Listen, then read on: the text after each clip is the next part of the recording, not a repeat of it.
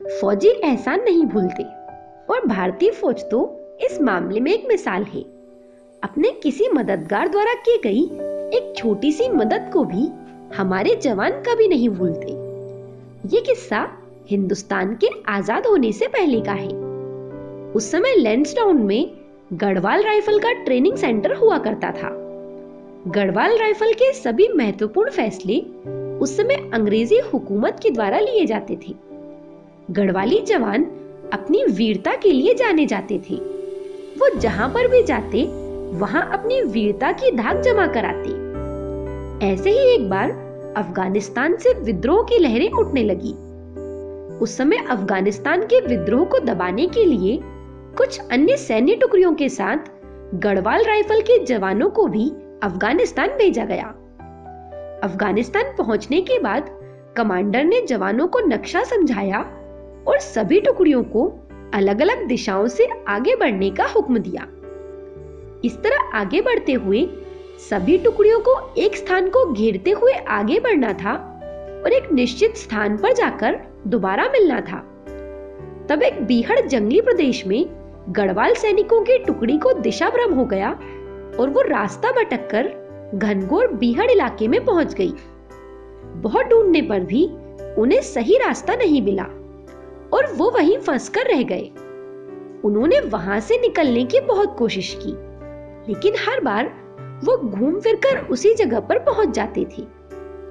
कई दिनों तक फंसे रहने के कारण उनका राशन धीरे धीरे खत्म हो गया और अब जवानों के भूखे मरने की नौबत आ गई। क्योंकि वो अनजान प्रदेश था और वहां शत्रुओं के हमले का डर था, इसलिए जवान पूरा दिन भूखे प्यासे झाड़ियों में छुपे रहते और रात होते ही रेंगते हुए आगे बढ़ने की कोशिश करते। लेकिन इस तरह एक एक दिन निकालना बहुत मुश्किल हो रहा था। सिपाही भूख प्यास से बेहाल हो रहे थे। भारतीय सेना युद्ध के मैदान में हंसते हंसते अपने प्राण न्यौछावर कर सकती है और ये उनके लिए हमेशा गौरव की बात है। लेकिन इस तरह भूख के कारण मर जाना किसी को भी गवारा नहीं था। वो हर दिन मौत से जंग लड़ रहे थे। ऐसे ही एक रात को सभी सिपाही दुश्मनों से बचते हुए अपना रास्ता खोज रहे थे। तभी उन्हें सामने की तरफ से किसी के आने की आहट सुनाई दी। आहट को सुनते ही सभी सैनिक चौकन्ने हो गए और अपनी अपनी बंदूकों को पकड़कर हमले के लिए तैयार हो गए। कमांडर के इशारे के आदेश पर सभी अपनी बंदूकों को पकड़े उस झाड़ी की तरफ देखने लगे जहां से वो आवाज आ रही थी। रात के अंधेरे में दुश्मन की स्थिति और संख्या का अंदाजा लगाना भी मुश्किल था, लेकिन फिर भी सैनिक अपनी बंदूकें पकड़े चौकन्ने ही खड़े रहे। धीरे धीरे वो आवाज पास आती जा रही थी। उस आवाज से ही वो अंदाजा लगा रहे थे कि अब दुश्मन से कभी भी सामना हो सकता है। बढ़ती आवाज के साथ सबकी सांसें तेज होने लगी थी और तभी अचानक एक तेज आवाज के साथ दुश्मन उनके सामने आकर खड़ा हो गया। सभी ने एक साथ उस पर निशाना साधा, लेकिन अगले ही पल वो सब भौचक्के से खड़े रह गए। बंदूक पर उनकी पकड़ ढीली पड़ गई और वो भूख जो वो दुश्मन के सामने आने पर भूल ही गए थे, अचानक से वापस लौट आई। असल में जिसे वो अपना दुश्मन समझ रहे थे और हमला करने वाले थे, वो एक विशालकाय जंगली बकरा था। जवानों को इस तरह सावधान खड़ा देखकर एक बार तो वो बकरा भी डर गया और वहीं खड़े होकर जवानों को देखने लगा। अब जवानों ने भी उस बकरे को थोड़ा ध्यान से देखा।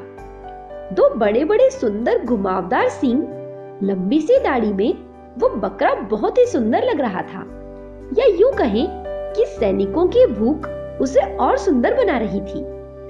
जवानों ने उस बकरे को पकड़कर खाने का फैसला कर लिया था। इसके लिए उन्होंने बकरे को घेरने की योजना बना ली, लेकिन जानवर बहुत समझदार होते हैं। उनकी इस मंशा को बकरा भी बहुत जल्द समझ गया और वो जवानों पर नजर गड़ाए हुए उल्टे पैर ही पीछे की ओर बढ़ने लगा। बकरे को पीछे बढ़ते देखकर सिपाहियों ने हाथ में चाकू ले लिए और बकरे की तरफ तेजी से बढ़ने लगे। मौत को सामने देखकर बकरे की चाल में अचानक से तेजी आ गई और वो भागने लगा। सैनिकों ने भी उसकी तरफ दौड़ लगा दी। काफी दूर तक भागने के बाद वो बकरा एक मैदान में जाकर खड़ा हो गया। जवानों ने समझा कि अब बकरा थक चुका है और इसीलिए उन्होंने उसे फिर से घेर लिया। लेकिन ये क्या, बकरे ने अपनी जान बचाने के लिए भागने की जगह अपने पैरों से उस मैदान की मिट्टी को खोदना शुरू कर दिया। थोड़ी ही देर में मिट्टी में से बड़े बड़े आलू निकलकर बाहर आने लगे। दरअसल वो आलू का खेत था। फौजियों के आने जाने से जमीन के ऊपर निकले पौधे कुचलकर गायब हो गए थे। आलू को देखकर वो सब समझ गए कि बकरा भी हमारी भूख और मन की व्यथा को समझ चुका है। और उस मूक जानवर के इस व्यवहार को देखकर सभी जवान खुशी से भर उठे और उन्होंने उस बकरे को गले लगा लिया। इसके बाद उन सभी ने मिलकर उस खेत को खोदा और आलू को भूनकर खा लिया। कई दिनों के बाद भोजन मिलने के कारण वो आलू भी अमृत समान लग रहे थे। कहते हैं, भूखे भजन ना होए गोपाला। इधर पेट में कुछ भोजन गया और सभी जवानों के शरीर में एक नई ऊर्जा का संचार हुआ। जवानों ने उस बकरे का शुक्रिया अदा किया और फैसला किया कि युद्ध खत्म होने के बाद वो इस बकरे को भी लैंसडाउन ले जाएंगे। उन्होंने रास्ता ढूंढना फिर से शुरू किया और कुछ ही दूर चलकर उन्हें उनकी दूसरी साथी टुकड़ियां भी मिल गईं। सभी ने एक साथ मिलकर विद्रोहियों पर हमला किया और उनकी विजय हुई। लौटते समय सैनिक अपने साथ उस बकरे को भी लैंसडाउन ले आए। छावनी पर आकर गढ़वाल राइफल्स के सैनिकों का सम्मान हुआ। उन्हीं के साथ उस बकरे को भी सम्मान दिया गया, क्योंकि उसने युद्ध में सभी जवानों की रक्षा की थी।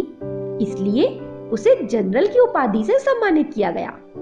सिर्फ पद ही नहीं, उस बकरे को पूरे फौजी सम्मान प्राप्त थे।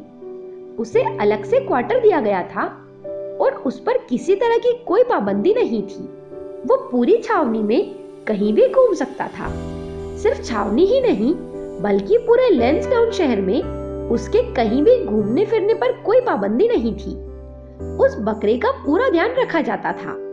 शाम होते ही अगर जनरल साहब खुद नहीं लौटते तो सैनिकों के द्वारा उन्हें ढूंढा जाता और वापस लाया जाता और फिर उन्हें उनके क्वार्टर तक पहुंचाया जाता। नए रंगरूट भी उस बकरे को सलामी देते थे। अफसरों के बगीचे के फूल तो सामान्य बात थे, उसे तो बाजार की दुकानों में भी किसी भी चीज को भरपेट खाने की इजाजत थी। अगर बाजार की दुकानों में भी उसे कोई चीज खाने की इच्छा होती तो वो बिना रोक टोक खा सकता था। चना, गुड़, जलेबी, सब्जी, कुछ भी। पूरे लैंसडाउन में किसी की इतनी हिम्मत नहीं थी कि उसे दुत्कार सके। दुकानदार बकरे के द्वारा खाए गए सामान का हिसाब बता देते तो कंटोनमेंट उसका भुगतान कर देता था। अपनी मृत्यु तक बकरे ने आलीशान जीवन जिया और मरने के बाद भी उसका यह सम्मान बरकरार रहा। गढ़वाल राइफल्स लैंसडाउन उत्तराखंड में आज भी उस बकरे का स्टैच्यू लगा हुआ है। भारतीय सैनिकों की ये विचित्र जानकारी आपको कैसी लगी, मुझे कमेंट करके जरूर बताएं। मेरे साथ बने रहने के लिए आप सभी का धन्यवाद।